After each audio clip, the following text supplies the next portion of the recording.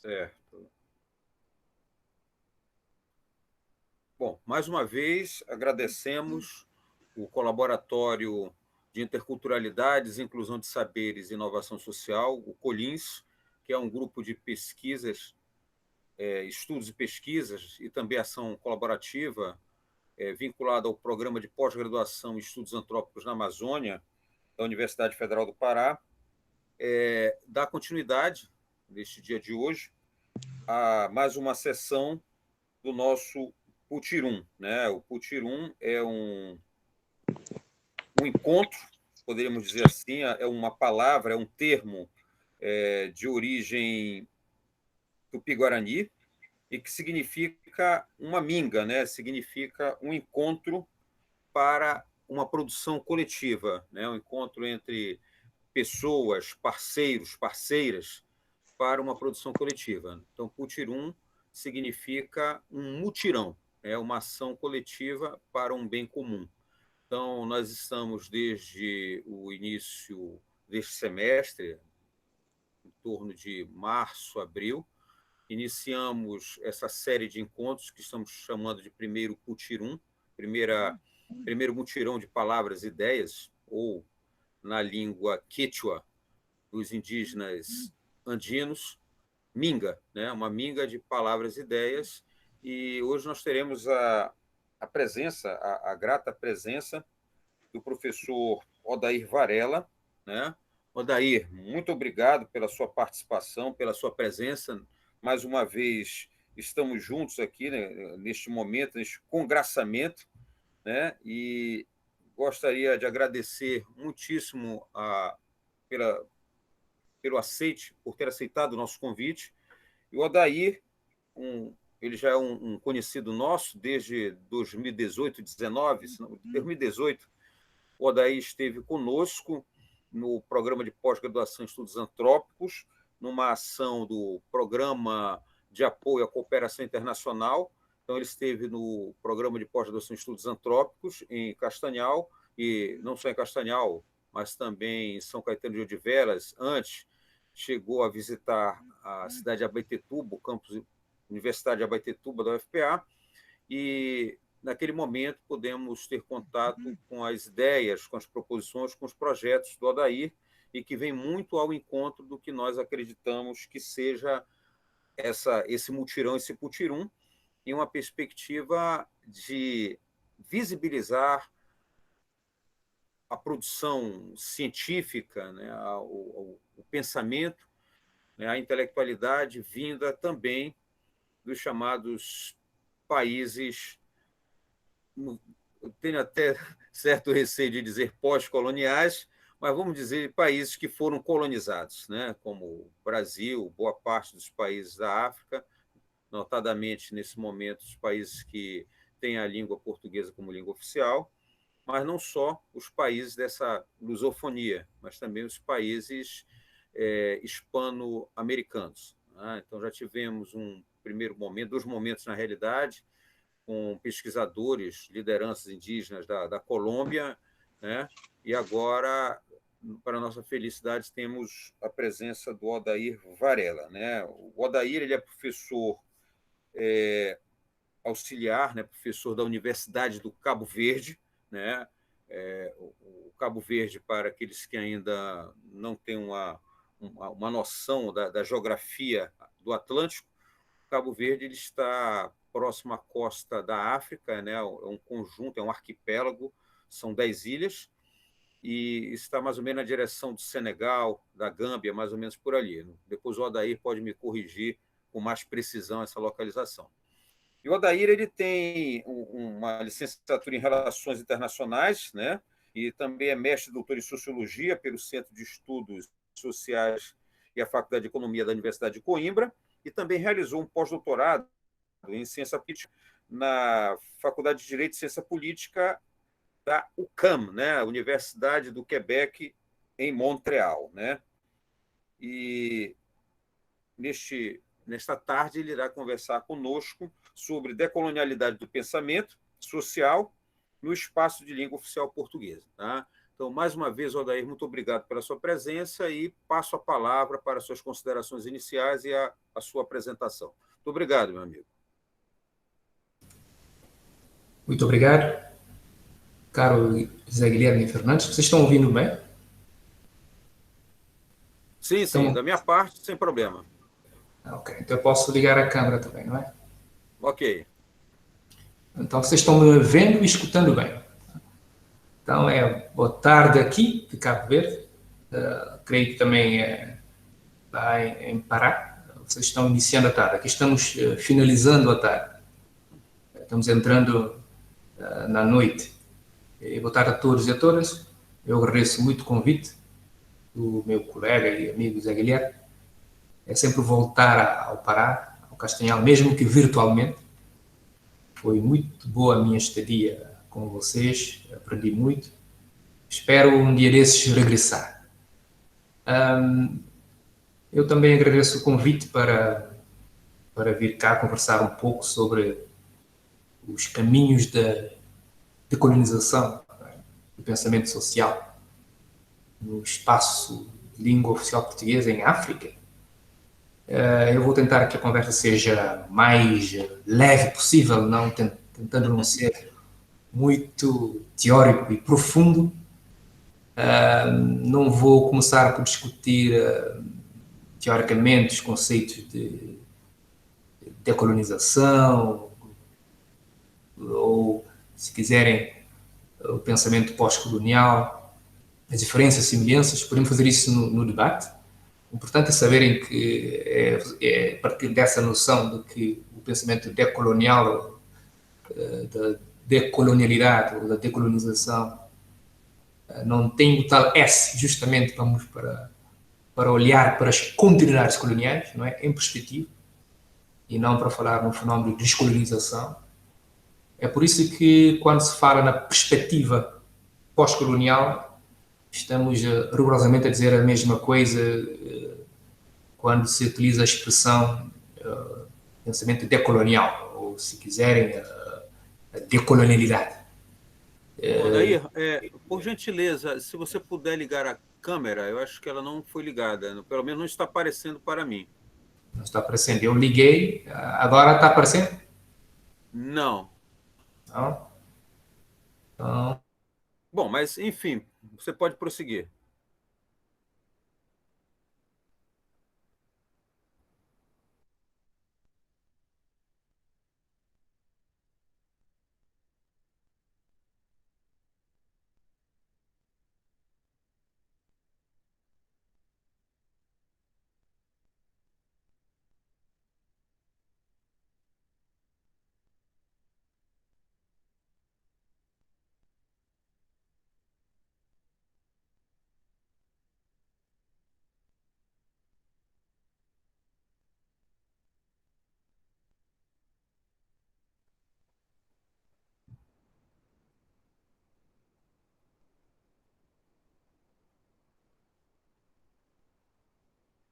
Se houver problema, Odair, você pode prosseguir, não há problema nenhum, nós estamos lhe ouvindo bem.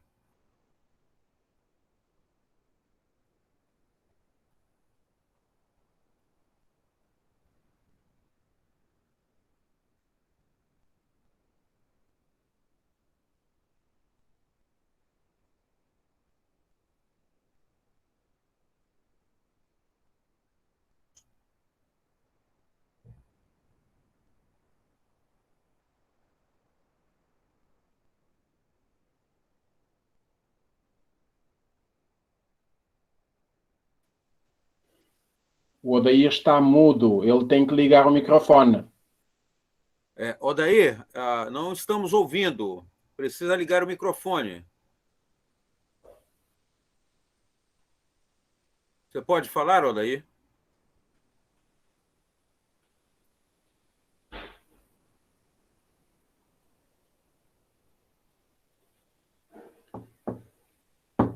Eu sugiro que você saia e entre novamente, Odair.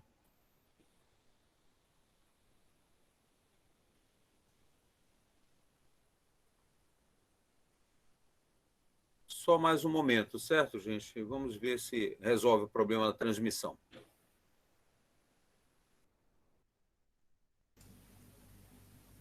Ok, agora estamos lhe vendo. Então, E ouvindo também. então, peço desculpa, deve ter havido algum problema aí na conexão. Certo, Estão muito discutindo, estão a obrigado. ouvir, né? Não faz mal, continua, continua. Então, pronto. Como eu estava dizendo, a ideia de não fazer uma discussão teórica aqui sobre os conceitos de decolonialidade, pós-colonialismo, estudos pós-coloniais. No debate podemos falar um pouco mais sobre isso. O que eu pretendo nesses 30 minutos, 30, 40 minutos agora, é falar um pouco do pensamento de alguns autores e autoras que se pontificam como mais ou menos representativos do pensamento decolonial ou da perspectiva pós-colonial ou da decolonialidade no espaço de língua oficial portuguesa em África, não é? E aproveitaremos para discutir um pouco também a própria denominação desse espaço como sendo o espaço dos países de língua oficial portuguesa em África, os conceitos de lusofonia e entre outros conceitos. Eu vou então aqui partilhar com vocês a minha apresentação, não é? Vou tentar apresentar aqui um documento para ajudar-me a controlar o tempo. Como vocês sabem, defeito de profissão, os professores falam muito. Não é? Então, tenho aqui alguns slides que poderão ajudar a quem não esteja habituado a lidar com expressões ou conceitos que vêm dos estudos pós-coloniais e da perspectiva decolonial. Ajuda um pouco a perceber qual é, no fundo, as expressões mais candentes desse espaço. É claro que há vários pontos de entrada quando se fala nos estudos pós-coloniais. O cânone hegemónico, alguns já sabem, provém da perspectiva anglo-saxónica, com os estudos diaspóricos que se centram um pouco na diáspora negra, nos Estados Unidos, também na Grã-Bretanha, chamados estudos culturais, com Stuart Hall, etc. Mas nós, estando no nosso espaço de enunciação, como dizem os antropólogos, que é a África Ocidental, como estava dizendo o Guilherme muito bem, Cabo Verde é um arquipélago de 10 ilhas, 9 habitadas, que se situa a cerca de quase 500 quilómetros da costa ocidental africana.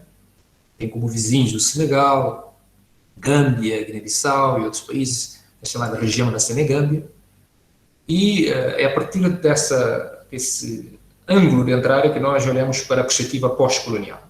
Olhamos, no fundo, para aquilo que vocês conseguem ver no primeiro slide como as continuidades coloniais a seguir à independência. É, no fundo, a perspectiva pós-colonial, o pensamento decolonial. A decolonialidade nos coloca nessa necessidade de repensar, recolocar a questão do conhecimento e do poder na relação colonial e as suas continuidades no cenário após a independência. É por isso que não se fala no período pós-colonial em termos históricos, mas sim em termos de perspectiva. E tanto na América Latina como em África há autores que utilizam essa perspectiva para mostrar essas continuidades.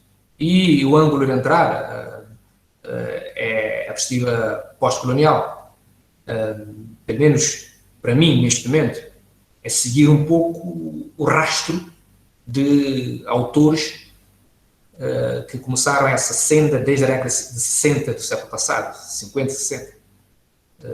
No caso de Cabo Verde, da Guiné-Bissau e de outros países africanos de língua portuguesa, podemos referir a Anícar Cabral, ou mesmo outros autores que eu vou falando ao longo da minha exposição, mas se destacam também o Wole Soyinka, o Walter Rodney, aí do Caribe, vizinha de vocês, o Franz Fanon também, da Martinica, a Messa também da Martinica, o Clora Quet, que é um grande cientista político nigeriano, o Henrique do Céu também é vosso vizinho, aí da Argentina, do México, o Quirrano, do Peru, ou mesmo a Silvia Rivera Cusicanque, que é da Bolívia. Então, eles iniciaram um novo paradigma de investigação e análise, que é uma crítica ao eurocentrismo a partir do seu exterior.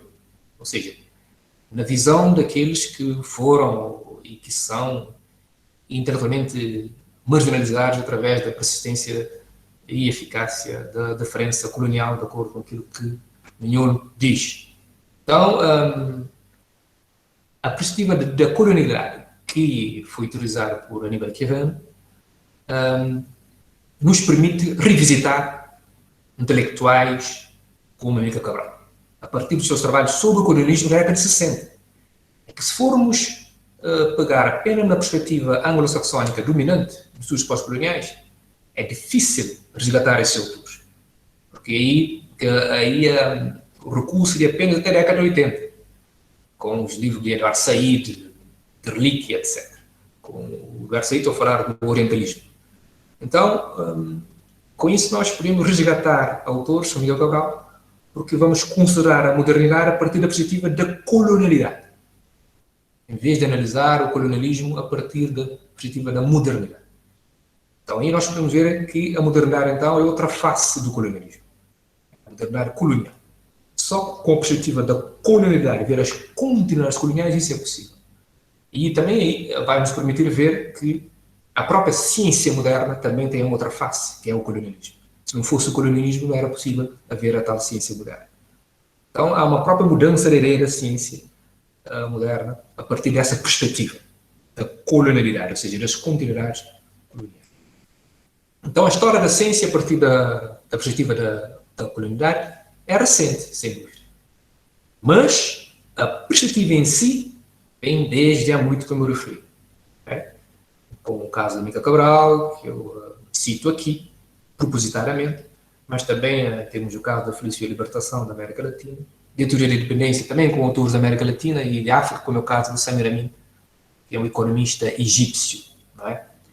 Então, o mais interessante, estando nós nesse cruzamento, entre aspas, do Atlântico Sul, passando do Atlântico Médio, onde está Cabo Verde, e chegando ao continente africano, nós somos ilhas próximas do continente, é ver que esse putirum, não é, que nós estamos aqui a vivenciar, nessa troca de ideias em comum, esse coletivo, esse mutirão, lembra-me um pouco aquilo que aconteceu no passado também, em Moçambique, em Angola. Em Moçambique, a expressão equivalente para mutirão seria do chitique, no fundo. É uma colaboração, uma perspectiva colaborativa, coletiva. E em Cabo Verde, o equivalente seria juntamão. Então, durante o período de juntamão, significa juntar as mãos em prol de causas, ou para, no sentido mais literal do termo, juntar para desempenhar uma tarefa, uma necessidade, uma comunidade, ou em outros espaços. Nós podemos ver que Amílcar Cabral, por exemplo, Eduardo Mondlane e Agostinho Neto, eles tiveram o apoio de alguém, por exemplo, que veio das Caribas, que é o caso do Walter Rudney, e que esteve na Universidade da Dar es Salaam, na atual Tanzânia, que é um país que é resultado da junção entre Tanganyika e Zanzibar. Então, o Rudney, ele, devido à sua postura de que os intelectuais devem ser engajados ao serviço de lutas pela emancipação dos povos, ele estava bem consciente das lutas de libertação nacional que estavam a ocorrer nessa altura no continente africano. A partir da primeira independência de Gana, em 1957, o primeiro país da África subsaariana a ter a independência. Então o Rudney, sabendo que havia essas lutas, ele estava em sintonia com essas lutas.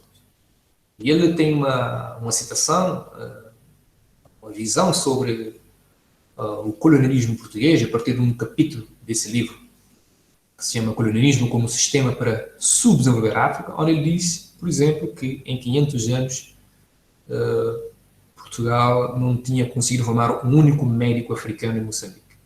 E a esperança de vida no leste de Angola era menos de 30 anos.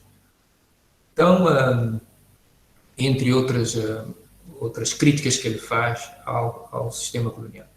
Então, isso é um exemplo de que o Putirum, Xitique e também o Juntamon, era uma realidade, apesar de ser difícil nesse período colonial e de luta pela libertação, haver grandes mobilidades. Isso aconteceu também com o próprio Frantz Fanon, que também é das Caraíbas, de Martinica. Amílcar Cabral, que é o autor que eu destaco em primeiro lugar, tem também trabalhos, tal como o Fanon, de índole marcadamente pós-colonial. Amílcar Cabral é uma autora guineense e cabo-verdiano, e ele acaba por representar um pouco o pensamento decolonial, ou, se quiserem, de decolonialidade desses dois países. Há uma semelhança entre os dois porque ele também tem essa preocupação com o processo de transformação da pequena burguesia autóctone, ou dos intelectuais colonizados, de passarem de instrumentos de dominação colonial para atores revolucionários no contexto das lutas de libertação. Então, eles têm essa semelhança. Presumivelmente, eles devem ter se encontrado em Argélia, que era um dos lugares, uma das sedes do PAIGC, mas podemos discutir mais isso a seguir à apresentação, porque o Cabral tinha uma reflexão, do meu ponto de vista, ainda mais profunda que o Fanon, sobre o papel da elite colonizada na luta pela independência. Eu vou vos deixar algumas frases aqui, algumas citações do pensamento de Cabral, que testemunham, que elucidam isso, que provam isso, em certa medida. Ele diz que é no contexto desse drama cotidiano, sobre o pano de fundo da conversação realmente violenta entre as massas populares e a classe colonial, que vai surgir essa burguesia indígena, que vai passar a ter um sentimento de amargura, um complexo de frustração e, ao mesmo tempo, uma necessidade urgente de descobrir uma identidade. Isso, note-se mesmo que há um aprofundamento daquilo que o Fanon já defendia. E ele acrescenta mais, dizendo que esta necessidade de libertação do complexo de frustração e da sua marginalidade leva a pequena burguesia autóctone a voltar-se para outro polo do conflito sociocultural no seio da qual vive, procurando uma identidade.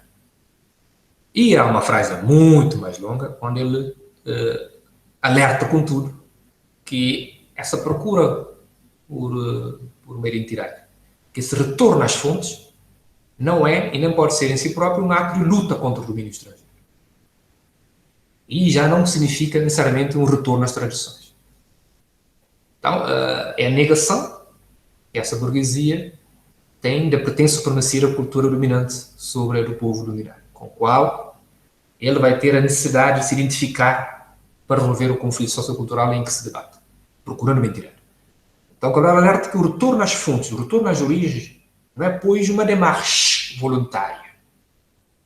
Considera que é a única resposta viável à solicitação imperiosa de uma necessidade concreta, histórica, determinada pela contradição resolutiva que opõe a sociedade colonizada à potência colonial, as massas populares exploradas à classe estrangeira exploradora, contradição em relação à qual cada camada ou classe indígena é obrigada a definir uma posição. E ele diz mais, que o retorno às fontes só é historicamente consequente se implicar um comportamento real nessa luta. E também uma identificação total e definitiva com as aspirações das massas populares. Então, ele considera que, se não for dessa forma, não vale a pena, esse retorno às fontes não terá nenhuma validade. Será apenas para obter vantagens, no fundo, temporárias. Não é? Então, é interessante nós olharmos para essa perspectiva de Cabral, que, mesmo em comparação com outros casos de retorno às fontes, como é o caso do Léopold Sédar Senghor do Senegal, que é o teórico da negritude, de uma ponto de vista, ele vai mais além do que o próprio Senghor, porque resitua os movimentos da negritude do panafricanismo. Porque, ao contrário desses movimentos, o retorno às origens de Cabral foi concebido um espaço da Guiné, nas matas da Guiné, ou na zona de liberdade. Enquanto que os outros movimentos da negritude e panafricanismo foram concebidos em espaços culturais distintos da África negra. Cabral diz isso também. Então, Cabral tem um diálogo muito interessante com Fanon. Para os que não conhecem Nica Cabral, como alguns que estão aqui, mas que conhecem Fanon, é uma boa oportunidade de verem essas semelhanças e também diferenças. Então, há tem mais uma citação fim que eu coloco, bem extensa, onde ele diz que cada, no fundo, elemento da burguesia vai reafirmar a sua identidade de forma distinta. Ele diz, por exemplo, que parte dessa minoria utiliza dados culturais estrangeiros para exprimir, recorrendo principalmente à literatura e às artes, mais a descoberta da sua identidade do que as aspirações e os sofrimentos das massas populares que lhes servem de tema, uma parte. E como utiliza também, precisamente, para essa expressão, a linguagem e a língua da potência colonial, só excepcionalmente consegue influenciar as massas populares. É a questão da língua, a questão da linguagem e a língua. Contudo, mesmo assim, consegue influenciar com a sua reafirmação da sua identidade tanto parte dos indecisos como os retardatários da sua própria categoria social, como um setor importante da opinião pública da metrópole colonial, principalmente intelectuais. Então, Cabral, o pensamento dele, que pode ser apelidado de colonial, ou numa perspectiva da decolonialidade, também foi apelidado de socialista. O que coloco aqui entre aspas. Alguns apelidaram, mas é um socialismo diferente, socialismo africano. Não um socialismo que se assemelhe aos regimes socialistas, entre aspas, que foram implementados no leste da Europa. Quem defende isso são os historiadores, por exemplo, Kizerbo, Ali Masrui, que é um cientista político, também Christophe Onge e o Bohar, que afirmam que foi a disciplina do marxismo-leninista que Cabral utilizou, okay, para a independência, na estratégia de independência da Guiné e Cabo Verde, e tentou também uma integração entre os valores do socialismo e do nacionalismo. Para Cabral, somente esta associação orgânica permitiria fazer valer o direito às aspirações do povo no domínio político, através do poder popular, na esfera socioeconómica e cultural, graças à justiça social e ao enraizamento nos valores civilizatórios da gente ordinária. Então, nós encontramos essa posição nos volumes da História Geral da África, volume 8º, onde há essa tentativa de colar, no fundo, tal como aconteceu com o pensamento de Senghor, com o do Sékou Touré, como o de Kwame Nkrumah, de outros líderes de movimentos de libertação em África, tentar atrelar o pensamento de Cabral ao socialismo, particularmente ao chamado socialismo africano.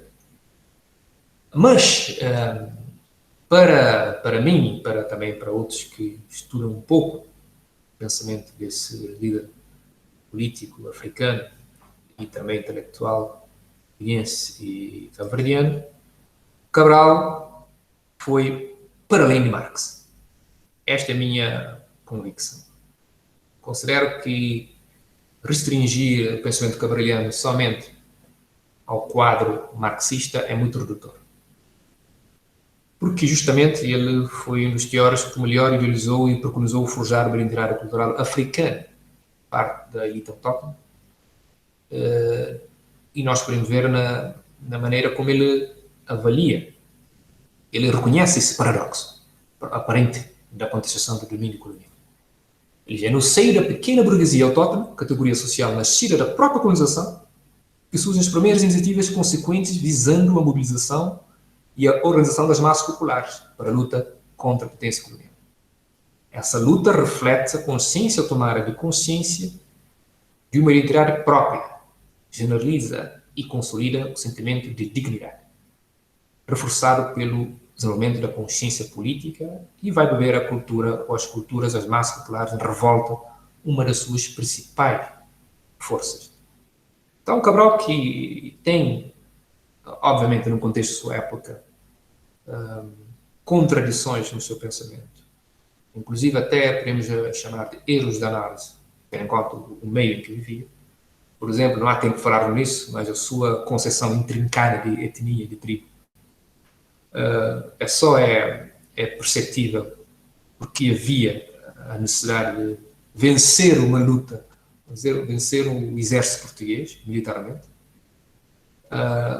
E isso é perceptível na maneira como ele analisa esses fenómenos.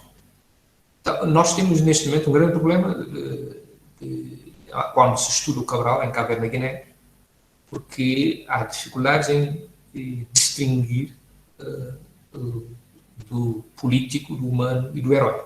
A tendência é mitificar o Cabral, em transformar num herói, impede uma análise mais racional, se quisermos, das suas ações, que como todo, já diria o T.H.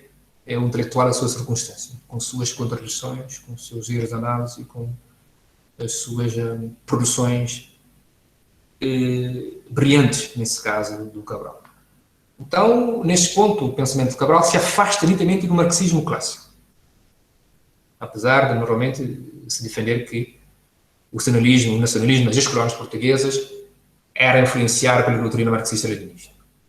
Eu também não concordo com isso, até porque no pensamento cabraliano o papel reservado à pequena burguesia é totalmente diferente daquele que o marxismo vai atribuir à pequena burguesia. Para os que estudam um pouco Marx, durante o século XIX, século XVIII, XIX, o nacionalismo da pequena burguesia era bastante conservador e visava a manutenção do status quo e não a transformação das estruturas ao nível material da sociedade burguesa. E por isso é que o Karl Marx perde a esperança na burguesia de Renan e volta-se para o proletariado. Então, muitas vezes as pessoas se esquecem que o Marx tinha apostado em primeiro lugar na burguesia. Mas como viu que a burguesia não tinha esse pensamento revolucionário, mas muito conservador, porque Marx fazia parte da pequena burguesia, okay? Então ele sai da crítica da mesma sociedade civil e do Estado a partir da classe duplamente dominada, okay? E procura um novo ator político, que é o proletariado, e não mais a burguesia hernani. Então, como é que a gente lê o pensamento do Cabral? Enquanto, por exemplo, eu digo que vai para Ler Marx, outros, como o caso de outros como Nelson Oliveira, considera que é uma interpretação desabusada da luta de classes. E ele diz que é uma heresia doutrinária, não é? E tem toda a configuração de uma justificação post-facto. O Nelson Oliveira é um grande cientista político cabo-verdiano, recentemente falecido, e que também foi companheiro de Cabral, inicialmente na luta pela independência, e depois acabou por sair em discordância com a estratégia que Cabral tinha dirigido de conseguir a independência de dois países em simultâneo e depois prefigurar uma unidade da Guiné e Cabo Verde. Se tivermos tempo também podemos falar sobre isso mais no fim.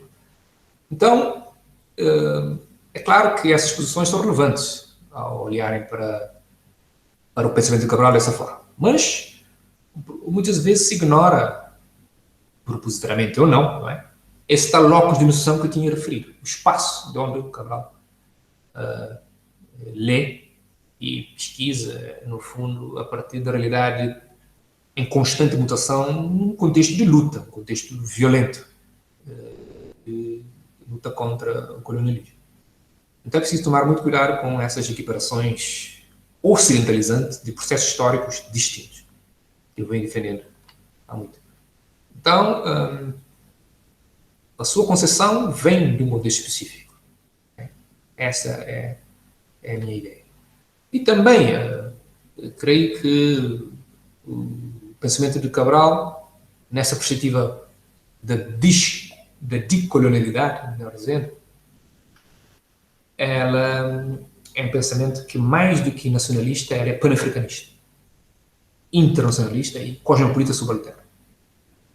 E também aqui eu acrescento mais uma expressão, que é, no fundo, a contra-colonialidade do pensamento de Cabral.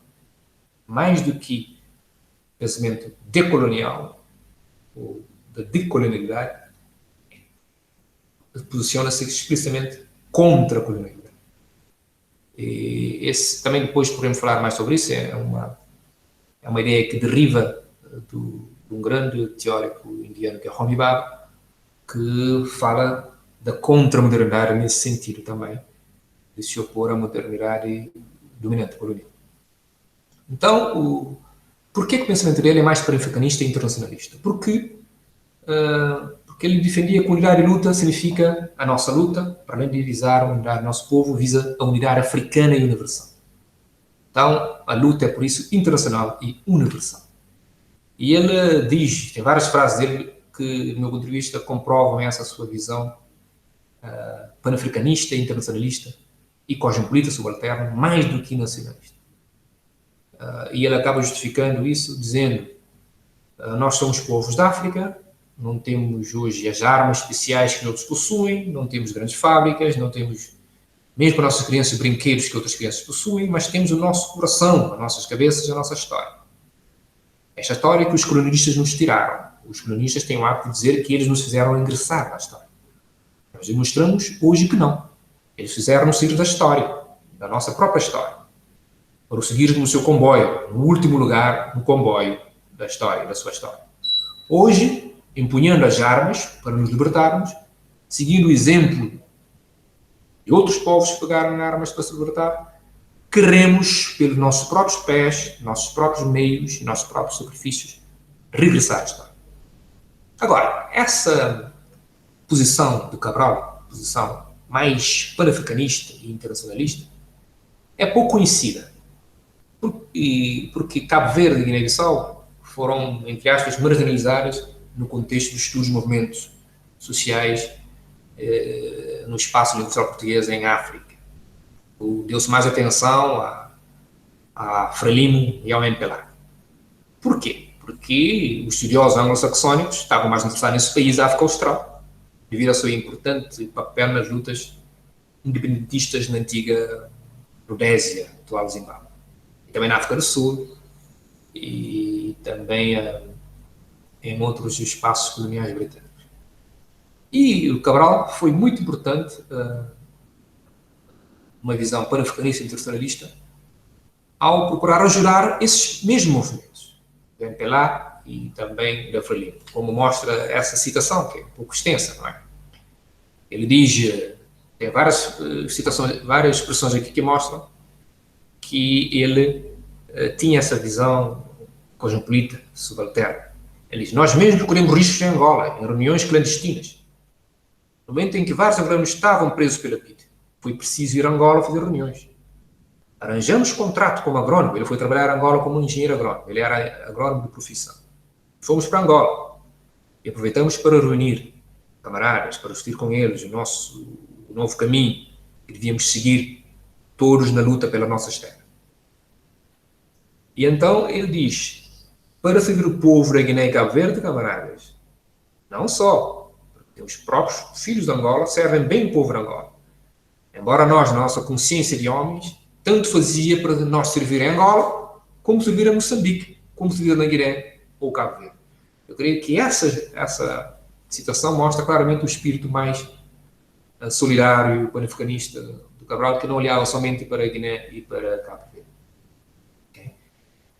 É uma das citações mais raras de Cabral. E não sou só eu que estou a defender isso. Eu parto também um pouco, eu tive essa percepção quando estudei um pouco aquilo que o Hobsbawm fala sobre o internacionalismo dos movimentos de liberação africana. Ele diz, embora ele seja um historiador mais de índole marxista, ele diz que o cunho internacionalista do panafricanismo recebeu forte impulso da internacional socialista. Possível olhar para a influência do internacionalismo, sim senhor. Mas esse internacionalismo pan-africano de Cabral tem outra explicação do meu ponto de vista, uma explicação mais local. Tem a ver com o cosmopolitismo subalterno nas nossas ilhas de Cabo Verde. Tem a ver com a inclinação extralocal dos ilhéus. Espelhar nas posições das diversas gerações de intelectuais políticos cabo-verdianos. E há vários autores que estudam isso. Um deles é o sociólogo Gabriel Fernandes, uma obra que se chama A Abolição da África, e também um outro que se chama Em Busca da Nação, de 2005. Então, de forma geral, o penso que o pensamento do Cabral é fundamental para olhar para o pensamento, para a decolonialidade do pensamento social no espaço de língua oficial portuguesa em África, particularmente na Guiné-Bissau e em Cabo Verde, mas também nos outros espaços. Há outros autores cabo-verdianos e guineenses que eu podia trabalhar aqui, mas o tempo é curto. Mas eu dei alguns nomes de algumas senhoras, alguns senhores que, do meu ponto de vista, os seus trabalhos mostram uma perspectiva também pós-colonial, ou da decolonialidade. Alguns mais de uma geração mais antiga, outros mais jovens. O importante é que essa tentativa de olhar para as continuidades coloniais, de olhar para rupturas, para descontinuidades e para transformações em relação aos períodos anteriores, tem que estar a continuar em diversos espaços, em diversas áreas científicas. É claro que, infelizmente, não dá para colocar aqui todos os autores e autoras, mas os mais jovens, por exemplo, eu dou exemplo de dois mais jovens, que é o Miguel de Barros e o Rei Wilson, que têm trabalhado juntos. Eu também tenho trabalhado com eles em obras, os que estão aqui que eu vos apresento. Um sobre o legado de Amílcar Cabral, que é Claim No Easy Victories, e uma outra obra que se chama Tecendo Redes Antiracistas, onde eles têm trabalhos. Eu também tenho num dos volumes. Então, significa que a perspectiva pós-colonial está viva entre a nova geração, inspirando-se também, em certa medida, nas gerações mais antigas, como estamos aqui a ver. É claro que o tempo é curto, mas, como eu tinha prometido, vamos falar um pouco sobre... eu tenho estado a trabalhar, vamos falar um pouco sobre a questão da lusofonia, da identidade lusófona nesses países de língua oficial portuguesa em África, que é uma expressão bastante polémica. Eu também trago aqui uma outra expressão, que é o Djambrancuja, que significa em português eu já virei branco. Eu tenho estado a trabalhar nos últimos anos nas continuidades coloniais do Estado cabo-verdiano, tanto ao nível, por exemplo, das migrações, da mobilidade, em relação aos imigrantes africanos aqui nas ilhas, em relação também a questões da justiça local, da justiça tradicional, em Cabo Verde, no que toca também às relações externas de Cabo Verde, as continuidades coloniais, e a expressão de Ambrancuja, eu tenho estado a utilizar mais para analisar a retórica, digamos, ocidentalizante e eurocêntrica nas relações externas de Cabo Verde. Partindo do princípio que Cabo Verde também olha para a questão da herança colonial como um tabu. O racismo, por exemplo, apesar de ter um caráter estrutural e institucional em Cabo Verde, isso não é aceito, não é reconhecido e, por conseguinte, é pouco combatido. Isso demonstra, do meu ponto de vista, uma resistência contra a mudança nas relações de poder, que ainda são profundamente desiguais em Cabo. O Djambrancuja, essa expressão, agora já sou branco, do meu ponto de vista, constitui um dos exemplos paradigmáticos da forma como a branquitude opera ou põe em prática o eurocentrismo nas ilhas. Por exemplo, no Brasil, no vosso país, para os que estão ouvindo a partir do Brasil, apesar de ter sido uma colónia portuguesa também, a branquitude, pelo menos aquilo que eu tenho que seccionar, opera mais a partir do caráter fenotípico. Comporta uma dimensão mais ou menos exclusiva ou maioritariamente racial. Isso é explicado mais porque a independência foi atribuída à população de origem europeia e não à maioria da população negra e ameríndia. Não significa que não opera de outra forma, como simbolicamente, como forma de representação social, etc. Mas, em Cabo Verde, isso é mais forte. Para além do caráter fenotípico e da dimensão racial, também tem um traço político, social e económico. A dimensão racial, a gente sente que ela é mais encontrada na racialização que é feita aos imigrantes africanos residentes nas ilhas, por parte dos cabo-verdianos, sem distinção de caráter social, económico ou político. Já o segundo traço, é encontrado em grupos políticos, económicos, sociais, ou seja, na elite, em função da divisão de uma coleção de atributos efetivos ou ideados, ou que se idealiza como fazendo parte do mundo branco, digamos assim. Então, claro que não há muito tempo para falarmos de exemplos, e eu poderia explicar alguns exemplos de como é que isso opera, e como é que isso é lido, é olhado. No campo da música, isso se encontra, a mentalidade do Jambrancujá é bastante forte. Nós podemos ver isso em algumas músicas produzidas, como por exemplo no álbum Jambrancujá, dos Bulimundo, que tem como título, aliás, essa mesma expressão. O facto é que após a independência, até o momento, a sociedade cabo-verdiana, em particular a elite intelectual, não tem por problematizar ou questionar profundamente os atuais sentidos da expressão de Jambrancujá. Nós temos de estar a olhar para ela como se fosse uma expressão inócua, que no máximo remete metaforicamente para a condição de negros cabo-verdianos, que durante o período colonial e da vigência da sociedade escravocrata se levavam na hierarquia social. E eram chamados de brancos de terra. Temos de ficar por aqui, por aí, não temos de avançar. Então, essa ausência de problematização é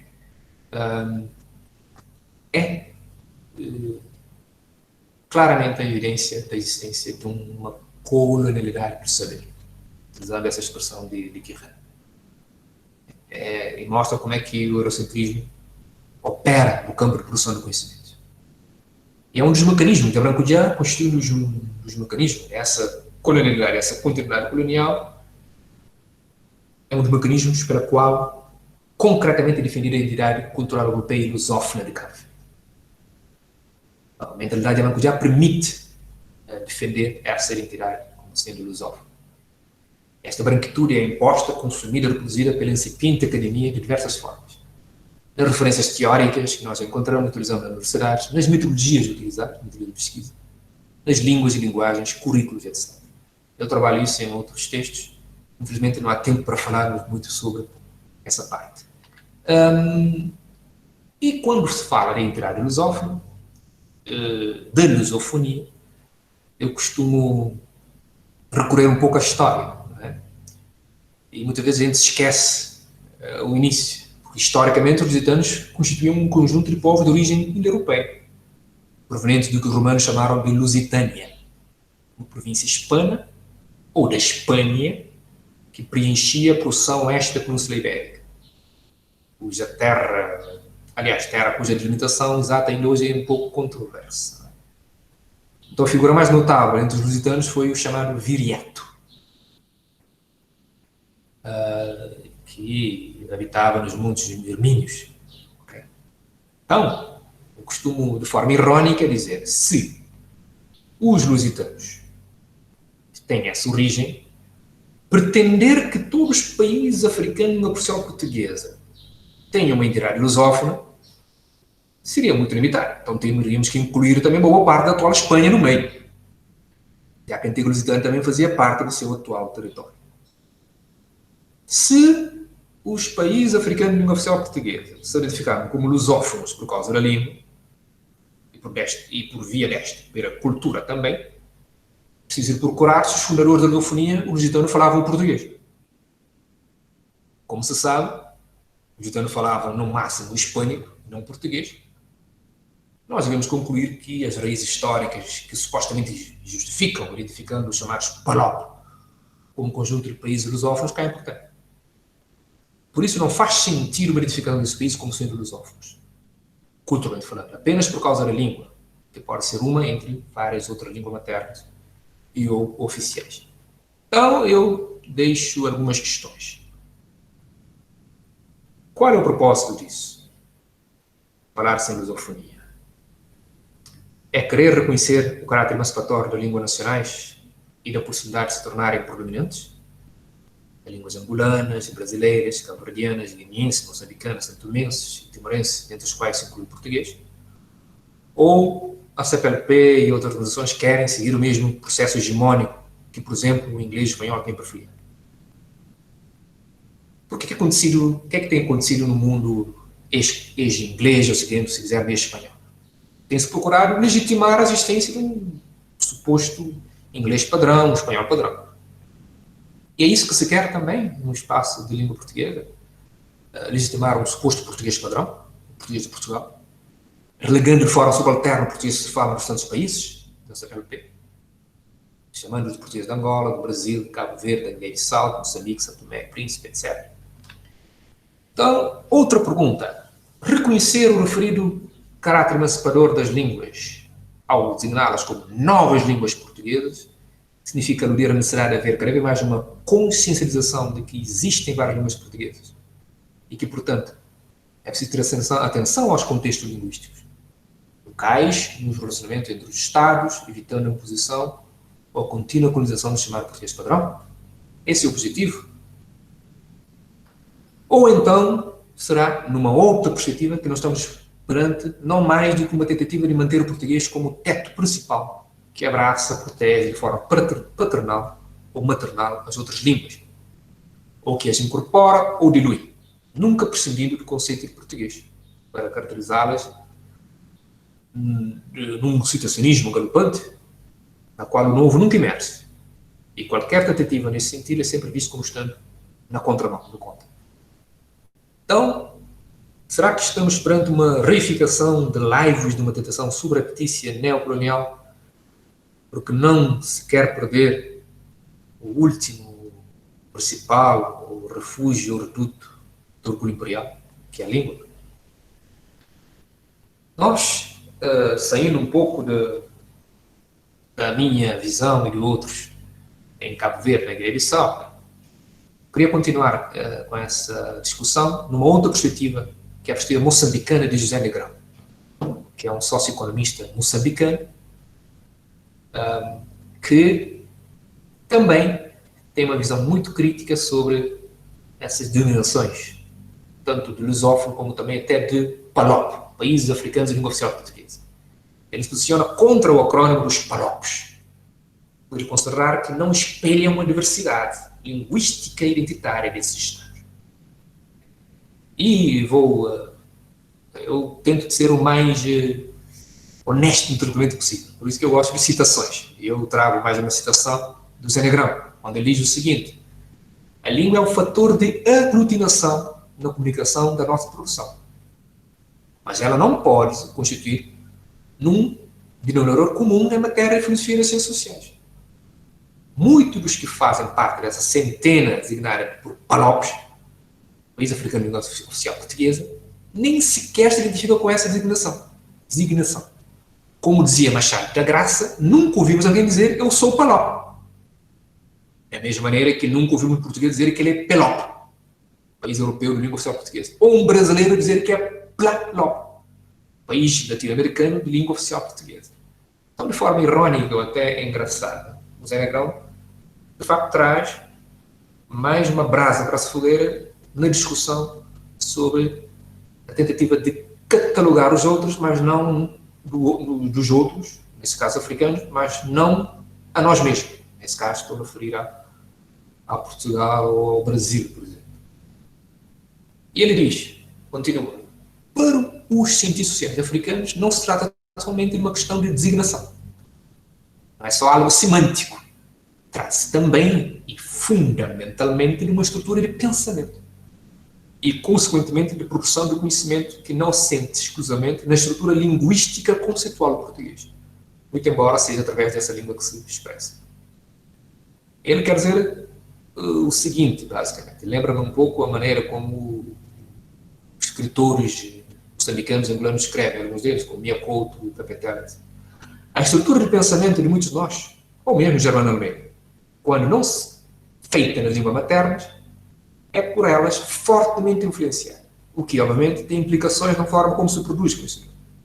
São línguas cuja aprendizagem não passa pela cristalização da escrita e, portanto, transporta consigo uma dinâmica analítica que pertence ao mundo da retórica, ao universo das interações dialéticas, à dimensão alógica, da construção das premissas antes da formulação das inferências do domínio do pensamento lógico-dedutivo. Então, por exemplo, por mais que muitas vezes alguns não se dão conta, alguns intelectuais cabo-verdianos, guineenses, moçambicanos, etc., podem escrever em português, expressam-se através dessa língua, mas o pensamento não é somente o pensamento português. É fortemente influenciado por outras línguas. Não só línguas maternas também, mas mesmo outras línguas. Mesmo podemos falar do inglês e do francês. Tem essa dominação que se pretende de uma só língua. Não se figura emancipatória. Então, ele continua falando dessas línguas maternas, cabo-verdiano, quimbundo, imbundo, e etc., nesse nosso país, que eram chamados de dialectos cafriais, não é? E que se dizia que era o landim, e quem os falava eram os landins. O Negrão, que já é falecido, deixa o seguinte repto: esperemos que nesta época pós-colonial não se mantenha o preconceito linguístico de inferioridade das línguas maternas africanas, para que se veja nessa diversidade um contributo inestimável para as formas de se produzir conhecimento. Não há só uma cultura para a língua portuguesa, há várias culturas que se expressam em língua portuguesa.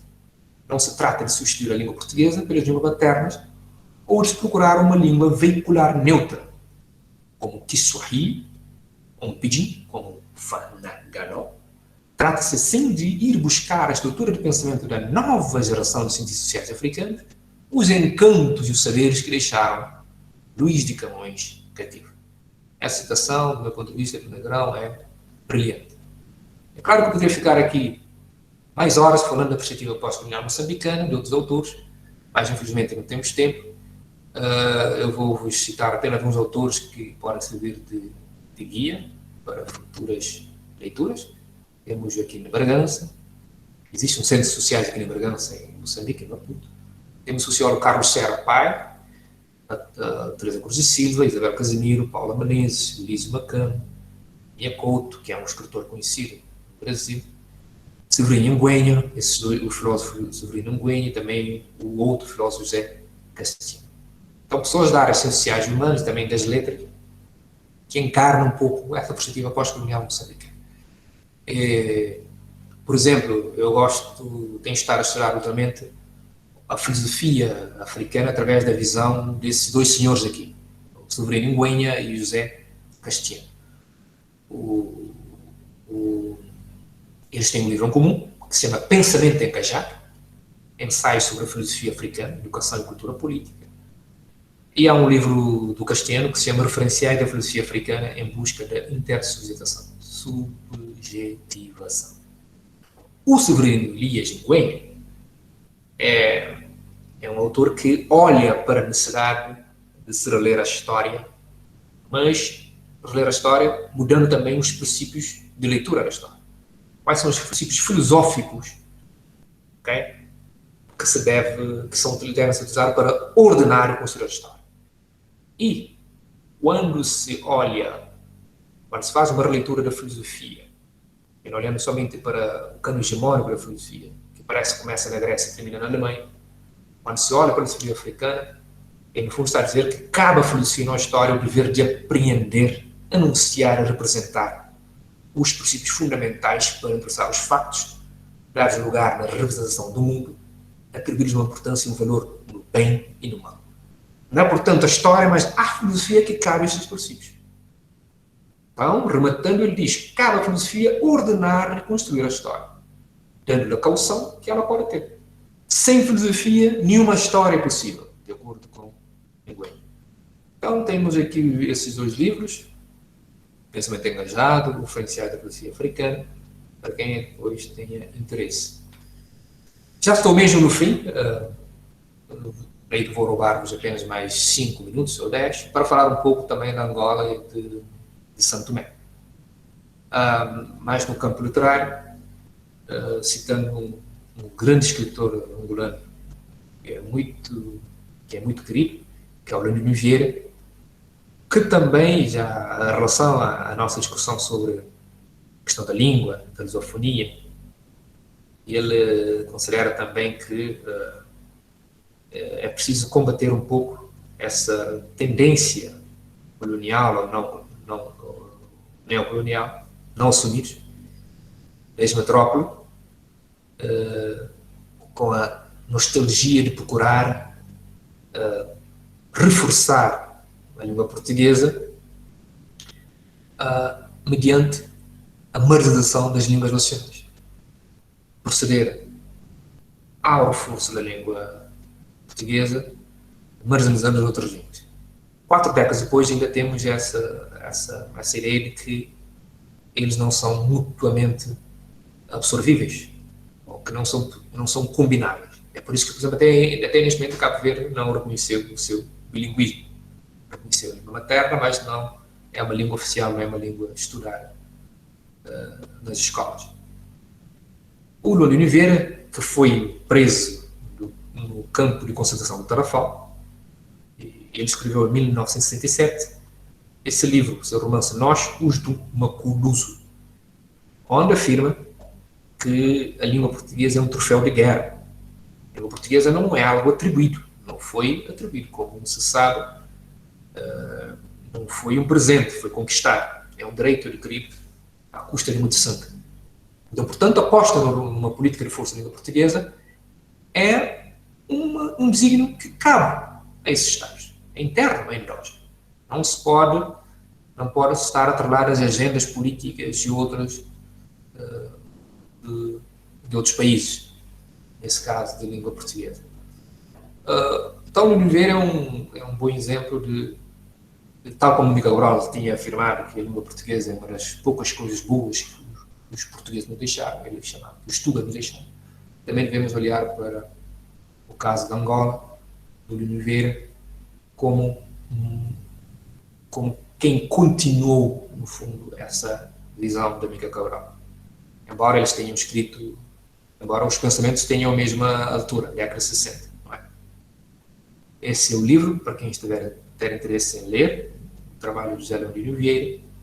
Foi prémio Camões, mas ele, por solidariedade com ele e os seus camaradas de luta, ele recusou o prémio, por considerar que não era, que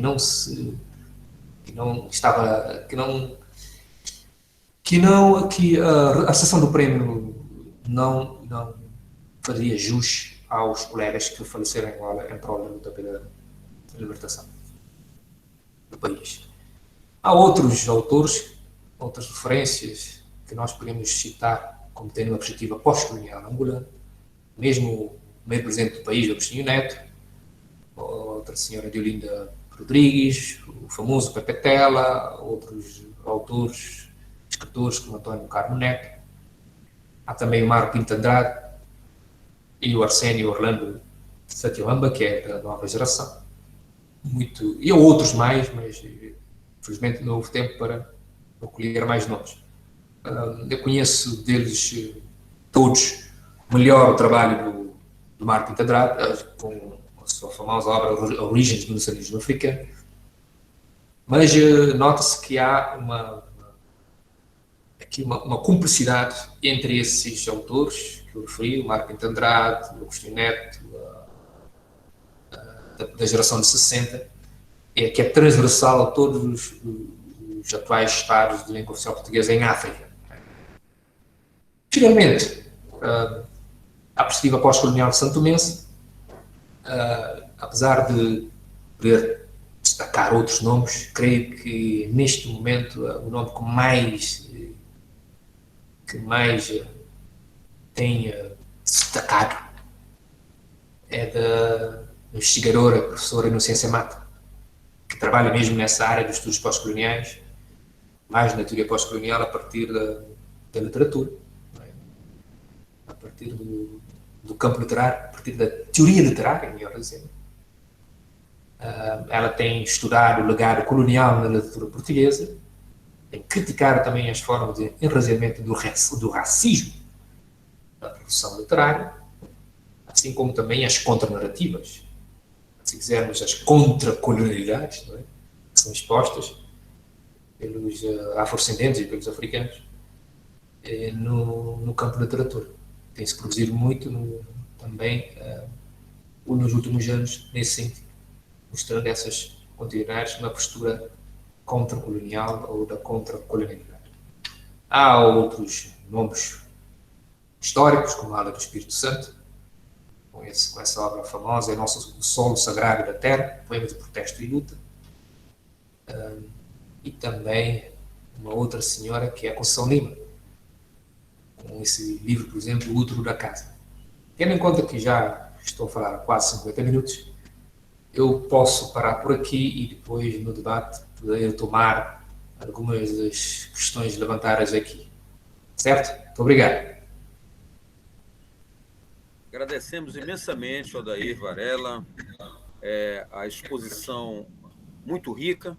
Como você disse, infelizmente não dá para esgotar, até porque não é essa a finalidade neste momento, mas enquanto uma grande introdução à realidade africana, né, do continente africano, dos países de língua oficial portuguesa, faz com que a gente comece a pensar efetivamente numa aproximação, porque nós desconhecemos muito.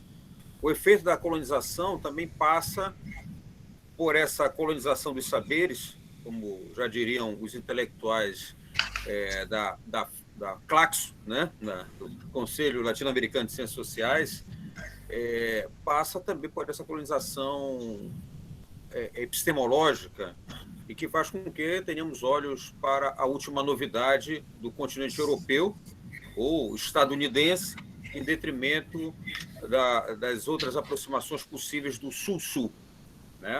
Os países da América do Sul, a África, enfim.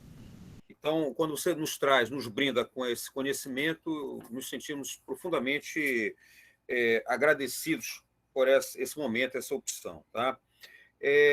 Antes eu vou fazer um conjunto de questões que já foram levantadas aqui para sermos mais objetivos, mas antes, um breve comentário, mesmo o que você já se referiu nos textos que nos enviou, né, em relação a esse fenômeno da modernidade. Né? A modernidade, como você colocou no seu trabalho, ela é uma primeira modernidade prematura, que é a modernidade do processo colonizador, né, do século XVI, e, posteriormente, essa modernidade que se estabelece como uma modernidade eurocêntrica do norte, não da Península Ibérica. Né? Então, como é que isso nos afetou e tem nos afetado? Eu acredito que isso ainda nos afete. Né? Também a outra referência que você nos enviou, do Miguel de Almeida, quando fala do Atlântico Pardo, e nos toca, enquanto brasileiros, para essa realidade que nós vivemos. Porque, lembrando um pouco o Edouard Glissant, que também é martinicano, as populações, as etnias, os povos africanos, que evidentemente não foi o único povo, né, que aportaram no Brasil, eles vieram despossuídos de tudo, inclusive de uma língua, porque, como ele diz, não só no Brasil, mas no Caribe também, porque, como ele bem atesta, quase nunca se colocavam os negros escravizados, os africanos escravizados, que falassem a mesma língua no mesmo barco, no mesmo barco negreiro, enfim, na falta de um outro termo, mas é como se refere no Brasil. Por quê? Exatamente para que, a partir daí, se desconstruísse toda uma cultura, uma língua. Né? E esse trabalho foi tão bem feito que, repórter, que você falou há pouco, o grande troféu do colonizador, por mais que Portugal seja minúsculo em relação a muitos países que foram colonizados, mas ele tem um grande troféu que é a língua. Né? Então, ao mesmo tempo que nós tentamos resistir, mas como resistir? Porque, de repente, até pensar no pan-africanismo passa por você também ter uma língua de comunicação comum. Né? No Brasil, infelizmente, eu sempre chamo a atenção, as nossas academias, primeiro que elas não ensinam línguas indígenas. Nós temos português instrumental, inglês instrumental, mas não temos tupi-guarani instrumental. Então, acho que começa por aí. Como isso se reflete na academia? A academia tem que utilizar uma língua unificada, e acaba sendo, no nosso caso, o português. Mas como haver esse espraiamento para outras possibilidades de incorporação de outras línguas? Acho que isso é um grande dilema nosso. Então, essa é uma questão que eu coloco particularmente, mas tem mais duas questões. Eu vou procurar seguir na apresentação das pessoas que foram colocando as questões. Primeiramente, o vice-coordenador também do grupo de pesquisa, o professor Daniel Fernandes, que é antropólogo também, ele coloca que o que foi posto por você, de uma tentativa de unificação, que parece-me que é um pouco também o que se passa hoje em dia, a língua portuguesa querendo ser unificada, inclusive há um tratado de unificação da língua portuguesa que nunca deu certo, talvez seja por essas razões, espero que também não dê certo, em certa medida, né? Mas acabou havendo no Brasil uma grande unificação do que seja a realidade em África, né? Porque nós nos referimos aqui a afro-brasileiros ou cultura negra, mas não está muito bem posta essa diversidade da África, né, em relação ao Brasil. É bom a gente até ressaltar que, no caso específico da Amazônia, particularmente Belém e São Luís, nós tivemos o influxo da chamada Rota da Guiné, né, que exatamente passava por Cabo Verde, e da Rota da Mina, né, que é Daomé, enfim, Gana, né? As populações que aportaram africanas até a Amazônia foram oriundas dessa região, que não foram as mesmas que, em grande parte, aportaram no Rio de Janeiro, que seria mais uma rota de Moçambique ou de Angola, ou mesmo na Bahia, né? Então, essa diversidade, a gente acaba não tendo essa riqueza. Então, como isso pode ser visto, né? Inclusive, havendo a invisibilização dessas línguas. Isso é uma outra questão. Há uma pergunta também do Zeca que tenta... Eu gostaria de saber como é que funciona esse descolonialismo, essa decolonialidade, na tua perspectiva epistêmica, né, enquanto pesquisador Odair Varela, né? E, finalmente, para não ser muito extenso, o Emmanuel de Jesus, né, ele pergunta se é possível falarmos também em um processo de colonialidade em relação à memória histórica, cartográfica e monumental nos PALOP, em especial em Cabo Verde. Tá, então, já tem bastante questões, né, para você, e depois a gente vê uma outra rodada dentro das possibilidades. Tá? Por favor, Odair.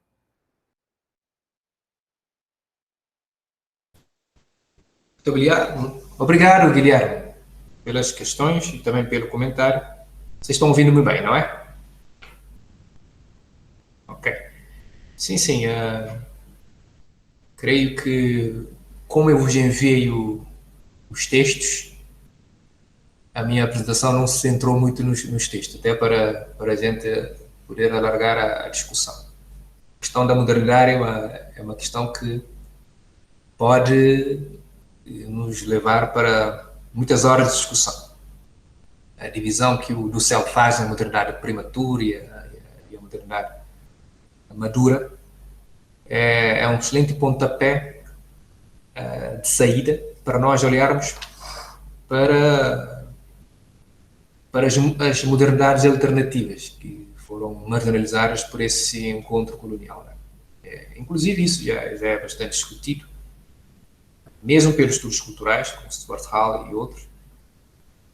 Mas para nós, para Cabo Verde, e nos situamos nesse arquipélago perto do Senegal, é bom a gente olhar para o início dessa modernidade como tendo início em 1460 e não em 1492, como defendem, por exemplo, os autores latinos-americanos, como é o caso do Henrique Dussel, e acha que a modernidade colonial começou com a invasão da América.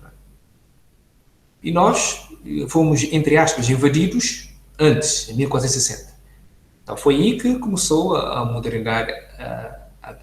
Cabo Verde começou sendo aquela máquina burocrática da modernidade colonial portuguesa, no contexto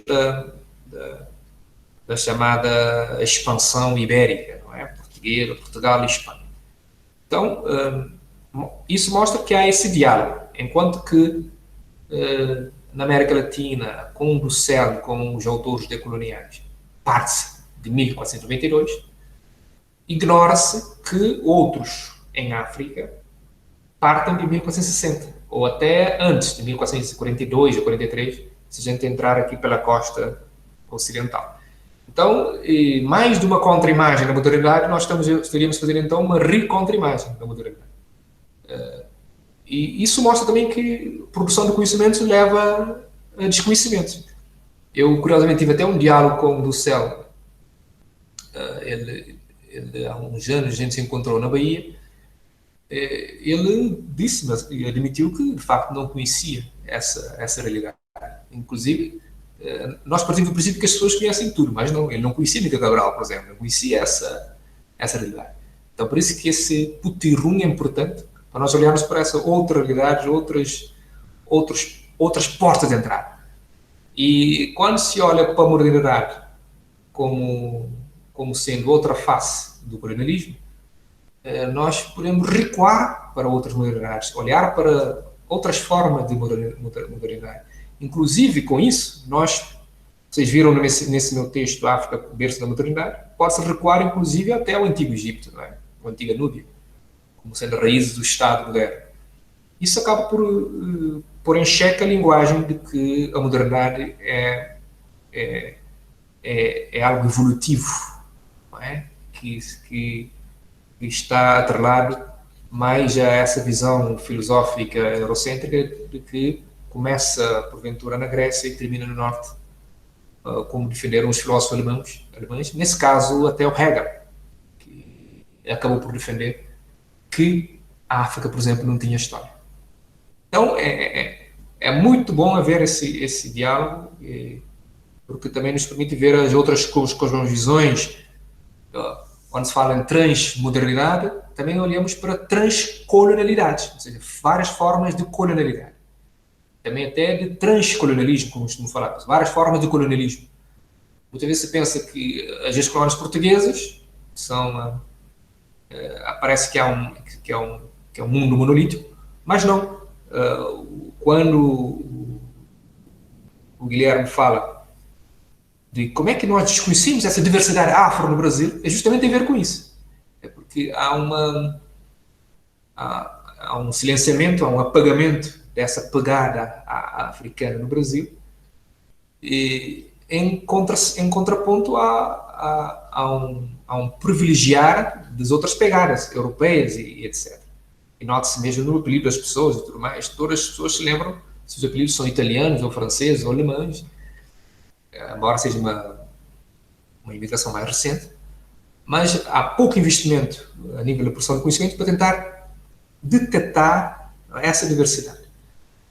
No caso do Pará, é mais fácil perceber que há uma maior ligação com as costas da Guiné, com Cabo Verde, Serra Leoa, Guiné-Bissau, etc., por causa da Companhia Grão-Pará e Maranhão, que foi implementada pelo Marquês de Pombal em 1700 e poucos. Então, esse corredor, esse rio do Atlântico, que vinha desde Serra Leoa, Libéria, aliás, a atual Serra Leoa, passando por a Guiné, e ia até Pará e Maranhão. Então, essa diversidade também foi silenciada, apagada aqui em Cabo Verde. É que nós conhecemos pouco também da presença dos africanos do continente que vieram para cá há mais de 500 anos. Utiliza-se a retórica da criolização, da mestiçagem, mas desconhece-se a diversidade da mestiçagem entre os povos africanos. Sabemos que há essa componente, mas desconhece-se essa pegada. Então falta fazer esse trabalho, porque no fundo a diversidade é que é a riqueza. Quanto maior for a diversidade linguística e cultural, maior vai ser, no fundo, o confronto com o poder do conhecimento veiculado somente numa língua, nesse caso, da portuguesa, francesa ou inglesa. Então, creio que estamos solidários nessa luta. E o exemplo também disso é o facto das línguas nativas no Brasil não serem estudadas. Não é? Então, como disseste muito bem, também aqui em Cabo Verde ainda não temos a língua cabo-verdiana instrumental. Não é? Tal como querem que isso aconteça com o Tupi-Guarani, ou no Equador querem que seja o Quechua ou a Aymara em outros países.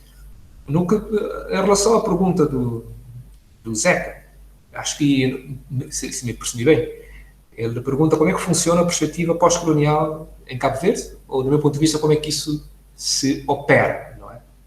Creio que era isso mais ou menos que ele quis me perguntar, do meu ponto de vista, como é que isso funciona. Em primeiro lugar, há uma diferença entre as realidades. A perspectiva pós-colonial nos mostra que não é possível fazer uma operação de descolonização. Não é isso que se trata. Não é olhar para a perspectiva pós-colonial, não é uma forma de descolonizar. É uma forma de analisar as continuidades coloniais e procurar encontrar caminhos para superá-las. Principalmente em países como os países africanos, nesse caso Cabo Verde, onde a independência foi conquistada através de lutas sanguinárias. Agora, em outras realidades como a brasileira e outras latino-americanas, esses dois processos estão em andamento. Por um lado, há que se combater as continuidades coloniais, mas por outro lado também há que se proceder à descolonização, porque há um colonialismo interno ainda em alguns lugares, em alguns espaços, pelo facto da independência não ter sido conquistada pela maioria que sofreu a colonização. Nesse caso, pelos ameríndios e pelos negros. E é disso que fala Silvia Rivera na Bolívia. Ela fala do colonialismo interno, desde a década de 60. Então há, muitas vezes, processos em simultâneo. Eu creio que, em alguma realidade na América Latina, há necessidade da descolonização, ao mesmo tempo, a necessidade da decolonialidade. E, muitas vezes não se distingue isso. Mas isso não significa que não aconteça também em outros países africanos, mas são associações mais raras. Não é? No caso do cabo-verdiano, se nota mais a necessidade. Eu sinto isso mais na questão da língua, por exemplo, onde essa língua não é instrumental, a língua cabo-verdiana. Nas principais leis da República, na Constituição, não há essa dignidade da língua. E podemos falar também que isso acontece, eu referi no texto, na produção do conhecimento, onde se aceita de forma crítica o campo da ciência moderna, não se olha para outros saberes. Então, há vários campos. Em outros fenómenos, em outras áreas marginalizadas, no fundo. Então, a minha preocupação tem de estar mais a lutar no campo académico.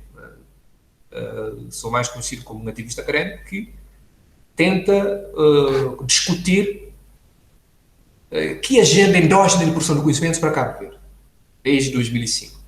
Como construir uma agenda endógena de produção de conhecimentos em Cabo Verde.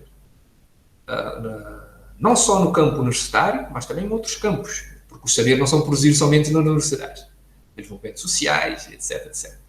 Aliás, eu podia atestar também que vocês seguem a mesma linha no vosso programa de mestrado e também em outros programas.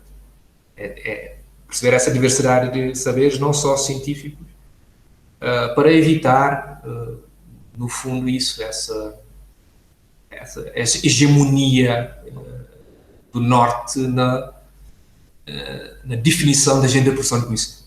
É claro que não estamos a defender que deve-se marginalizar o Norte. A ideia é de haver uma espécie de constelação de cosmovisões diferentes para que o mundo possa ganhar, possa beneficiar disso de forma geral. Eu concordo também com Jesus, né, quando referiu da necessidade de olhar para a herança da colonização, da memória, se não me engano, cartográfica, não é, Guilherme? É essa a pergunta dele?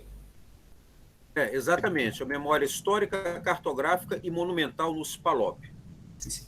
É uma boa pergunta, bem pertinente, porque neste momento, como vocês devem ter se percebido, nos últimos tempos houve uma onda em relação a estátuas coloniais que foram derrubadas em alguns lugares, na Grã-Bretanha e etc., por parte dos descendentes dos antigos escravizados.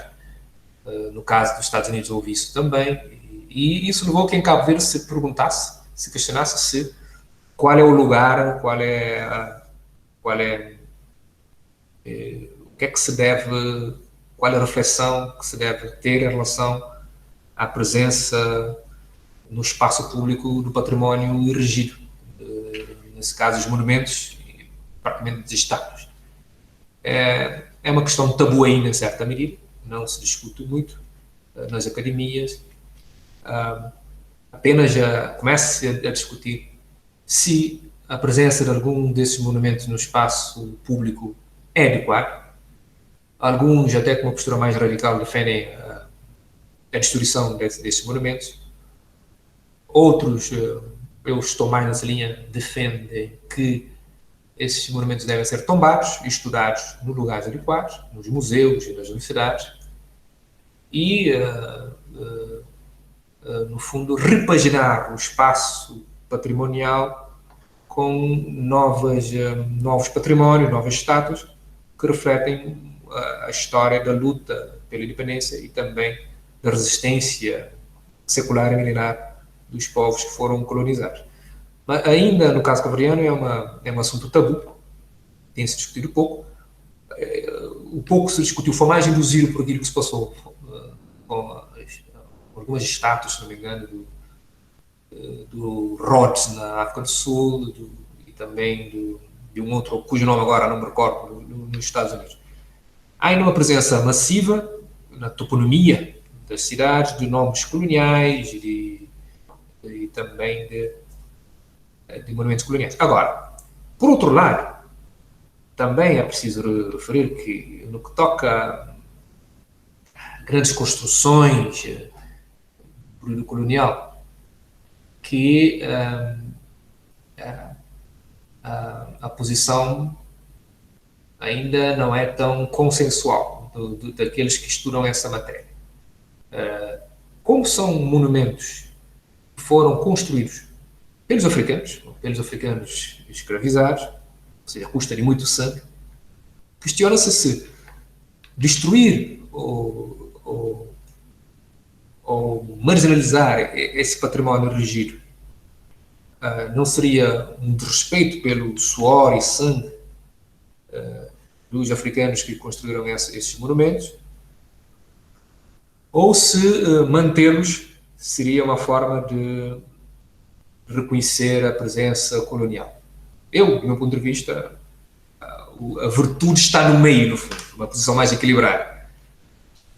Obviamente que, por exemplo, no caso eu dou um exemplo, no caso de Salvador da Bahia, onde existe o Pelourinho, que é um monumento utilizado para o turismo cultural. Será que se deve destruir o Pelourinho, aquele monumento que mostra como é que os escravos eram tratados, ou se deve olhar para esse património como sendo fruto do esforço e do sangue do cidadão afro-brasileiro, e isso deve ser tombado e estudado, mostrando a real história do que aconteceu. Eu estou mais nesse caminho de não deixar o mérito somente do lado colonial, de não olhar para esse património de origem portuguesa, não, é património brasileiro, cabo-verdiano, ok? Agora, a arquitetura pode ser de inspiração europeia, etc. Então, é assumir esse património como de produção endógena, agora, dar um outro significado. O que acontece é que muitas vezes são os outros, os italianos, os portugueses, etc., que acabam por querer demonstrar que é um património de origem europeia. Então, é como dialogar nesses casos. Nós temos um caso aqui, que é uma grande, na chamada Cidade Velha, que é património comum da humanidade, que é a primeira cidade portuguesa em África, é a cidade de Ribeira Grande de Santiago, onde existe uma fortaleza que repelia os ataques dos piratas, que foi construído, inclusive repelia os ataques dos piratas famosos da história, e é de construção do tempo em que Portugal e Espanha estavam unidos, no tempo da União Ibérica. Então, foi construída nesse período, então a Espanha reivindica esse património como sendo seu, nessa disputa com Portugal. Então, muitas vezes, Cabo Verde fica nessa onda entre Portugal e Espanha e não assume o património como seu de produção endógena e assumindo essa história, que não é bonita, é feia, é sanguinária, mas é nossa. E a solução não passa por destruir ou não reconhecer somente. Acho que é mais ou menos isso, né, José? Está certo. Obrigado, Odair. Nós temos mais uma última questão que foi posta pela Gisele e que ela pergunta no teu texto intitulado O Repto da Diversidade de Conhecimentos em Cabo Verde, você defende que o ensino universitário de Cabo Verde deve integrar as duas culturas, a científica e a tradicional, E ela pergunta como você avalia este processo de integração nas universidades cabo-verdianas agora, na atualidade, nesse momento, neste ano de 2021.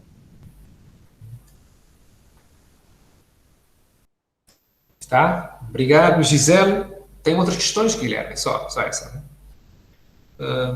Sim, Muito de obrigado. momento só da Gisele. Sim. Sim. Muito obrigado, Gisele.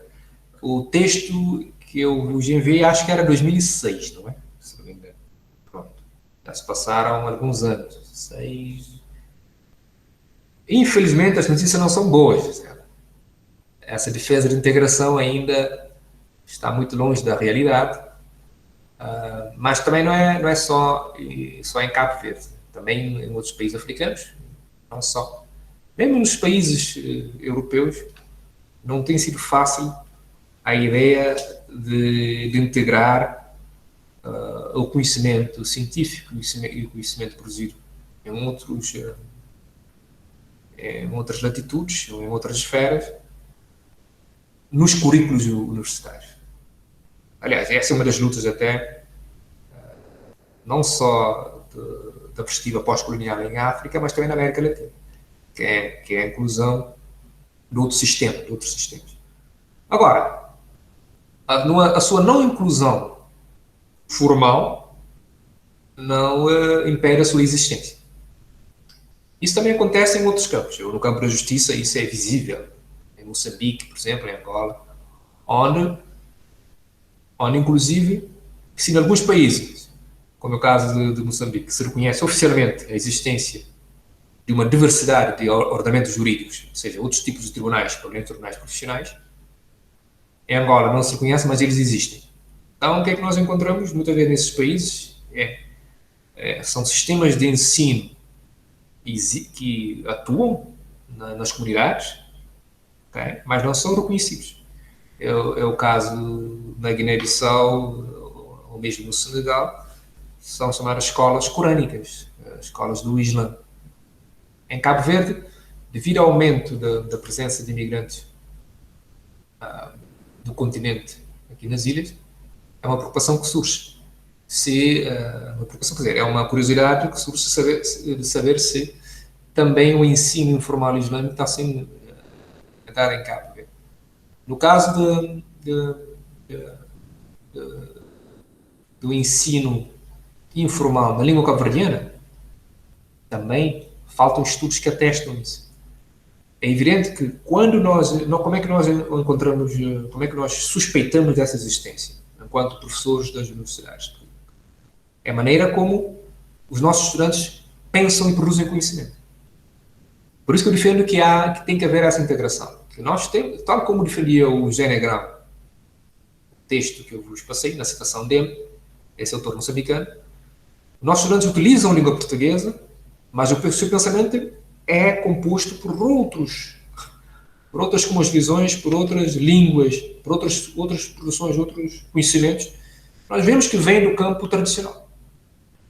Sente-se que há no subterrâneo, que isso existe. Mas a sua existência, como já dizia alguém, a prova de existência não significa não ausência, não é? No fundo. Então, e também, o contrário pode dizer, ausência de prova não é prova de ausência. Não há provas, nesse caso, no ensino formal dessa integração, mas é fundamental e necessário. Até porque isso está na base até do ensino universitário africano, que tem mais de 12 séculos, que começou no Antigo Mali e noutros estados. Obrigado, José. Certo. E nós temos uma última questão. Infelizmente, temos que encerrar por esta questão, afinal, o avançar da hora não nos permite a continuidade, mas o Emmanuel de Jesus, ele pergunta como se encontra o debate decolonial, contracolonial e panafricanista em Cabo Verde para além das universidades. Creio que na sociedade de um modo geral. Né? Como se encontra o debate? Obrigado. A pergunta era de quem? A pergunta é do Emmanuel. Ok, Emmanuel. Muito obrigado, Emmanuel. É uma boa pergunta também. Aliás, todas as questões são pertinentes. Se houvesse tempo, a gente faria mais um puterum aqui. E tem havido, no caso cabo-verdiano, uma discussão mais nas comunidades, podemos dizer até nos movimentos sociais, mas essencialmente se sente essa discussão não teórica sobre as continuidades coloniais, junto dos jovens e também dos jovens que se dedicam à produção musical, particularmente do hip-hop ou do rap. Temos o sociólogo Aurelie Lima, que em parceria até com outro que eu citei também, Miguel Navarro, que tem estudado a forma como os jovens nas comunidades têm, utilizando a linguagem do rap, discutido essas continuidades, nessa perspectiva pós-colonial, que eles chamam de uma perspectiva contra-colonial. E através dos versos, através das letras das músicas, lendo, relendo os trabalhos da Mica Cabral e dos outros, apontando para os seus problemas diários, para os problemas que eles sofrem em termos de integração social, numa sociedade desigual, nas nossas sociedades coloniais, no fundo, de acordo com aquilo que o François Fanon já dizia, cidades que têm essas continuidades coloniais. E aquilo que eu noto que fora das universidades, a discussão é muito mais premente, é mais urgente, porque tem a ver com situações onde o grau de emancipação é quase que zero. Os jovens estão no limite, nas margens da sociedade, nas margens das cidades. E eles têm feito um trabalho de ponte entre a academia e as comunidades. São esses casos, e há outros casos, não poderia dar outros exemplos, mas infelizmente há muito trabalho a fazer para que essa discussão se alargue para além das universidades. Mesmo no campo universitário, essa discussão ainda é um pouco híbrida, um pouco recentemente aqui em Cabo Verde, através de alguns investigadores, alguns dos colegas meus, temos estado a integrar essa discussão maior que ocorre dentro do CODESRA, que é o Conselho para o Desenvolvimento da Pesquisa em Ciências Sociais em África. Eu tenho estado a participar dessa discussão desde 2005, mais ou menos, que temos estado a entrar nessa discussão, que é o maior conselho de pesquisa na África sobre as ciências sociais, que é o CODESRA, tem sede no Senegal, cá, e onde há uma discussão, de facto, sobre qual é a perspectiva africana sobre o pós-colonialismo. Porque como a perspectiva africana tem sido marginalizada em relação à perspectiva anglo-saxónica, e eu tenho estado a estudar um pouco essa perspectiva africana, com autores que vocês já conhecem, como Valentim Mudimbe ou Achille Mbembe, e como aqueles livros famosos, A Ideia da África e A Invenção da África. A ideia de que os países africanos de língua oficial portuguesa façam parte da discussão académica, no seio do CODESRA, que tem domínio mais francófono e anglófono. Se a nível académico estamos entrando nessa discussão, fora do campo da academia ainda só se sente essa discussão no domínio artístico, de reivindicação, de protesto social dos jovens. Em outros grupos com problemas, por exemplo, podemos pensar no movimento LGBT, ou no movimento ambientalista, ou no movimento ecofeminista, ainda não se sente esse diálogo entre a perspectiva pós-colonial ou decolonial com as suas reivindicações. Eu creio que é importante haver essa dimensão transescalar. É muito importante que haja esse diálogo de escalas, de lutas, porque senão nenhum deles vai ter sucesso. Se ficarem nas suas lutas isoladamente, o movimento ecofeminista, ambientalista, a luta pela defesa dos migrantes, o movimento antirracista, se não estiverem em comunhão com esses outros movimentos, que eu referi, que é o movimento dos jovens, o movimento estudantil, vai ser difícil que as continuidades coloniais sejam verdadeiramente combatidas. Certo? Ok, muito obrigado. Eu acredito que ainda haja tempo para uma última questão posta, vamos ver rapidamente, pelo, pelo Franciorles, que ele pergunta qual o conceito de identidade que você tem trabalhado. Francioles. Franciorles, isso. Francioles, muito obrigado. Bom, já diria alguém que literário é um conceito compósito, né? Não sei se. Já nem me recordo o nome do autor.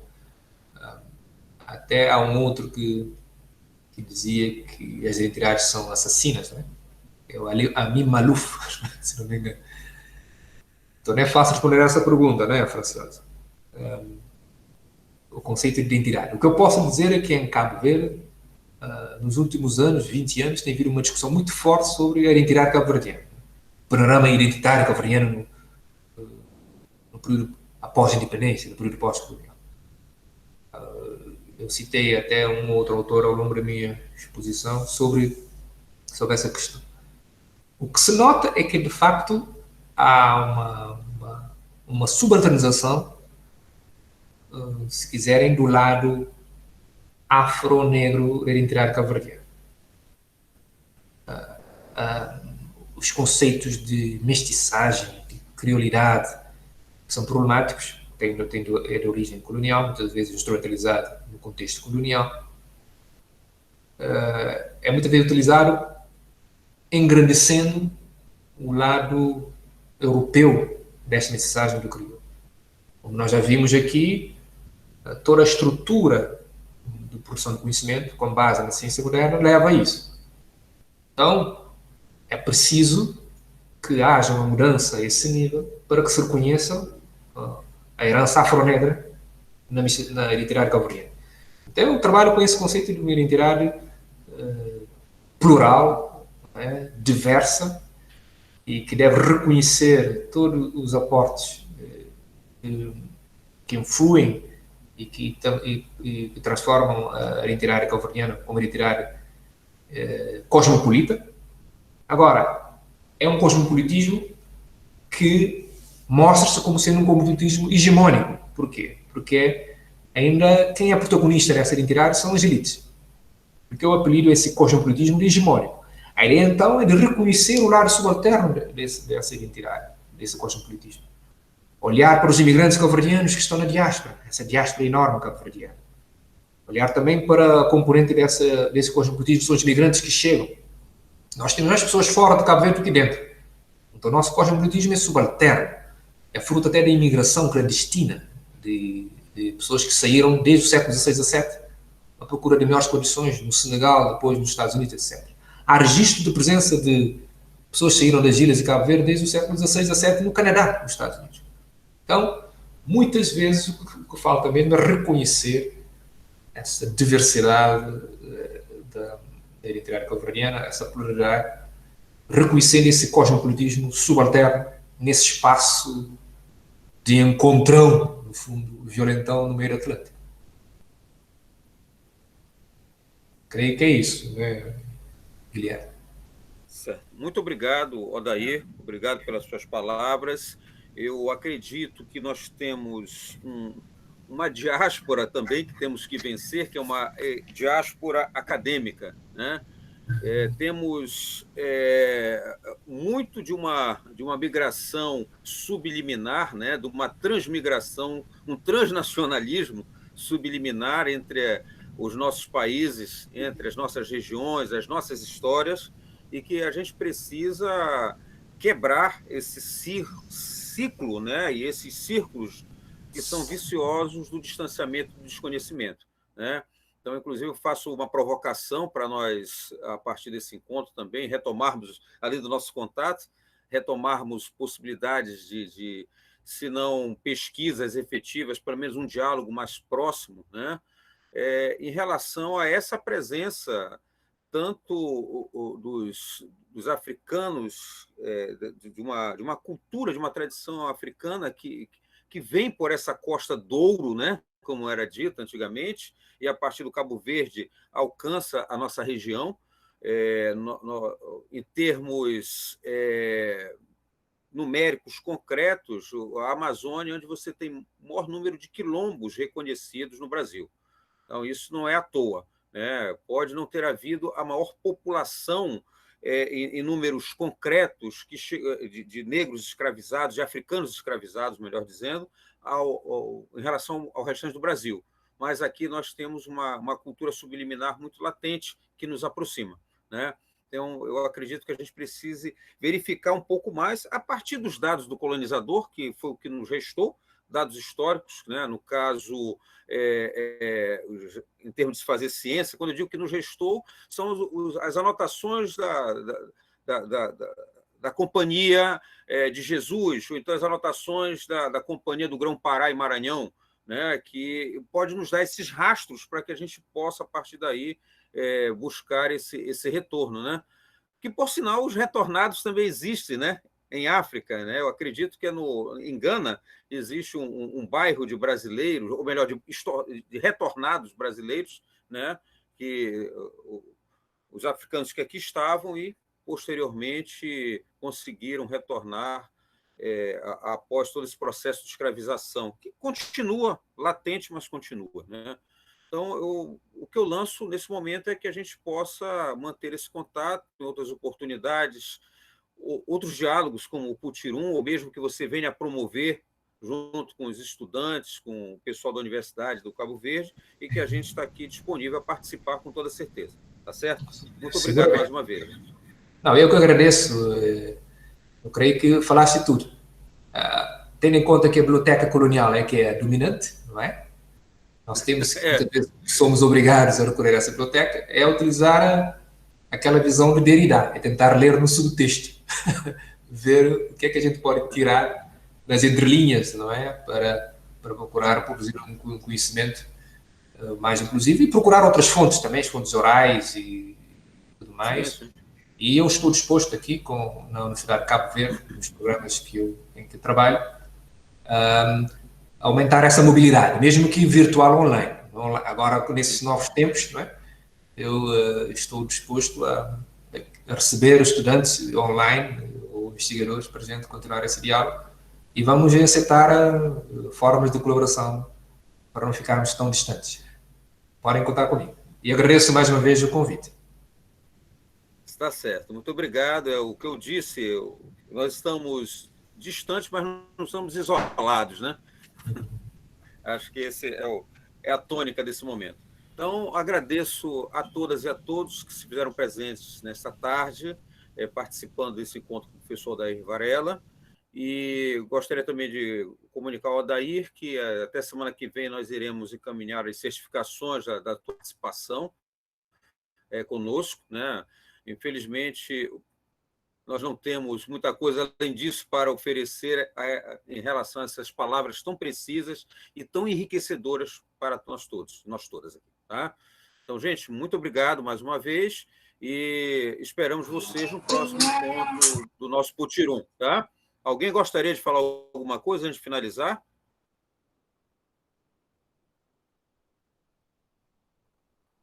Está certo, gente. Então, muito obrigado, uma boa noite a todos nós e ao Cabo Verde também. Até logo, Odair. Até logo, um abraço.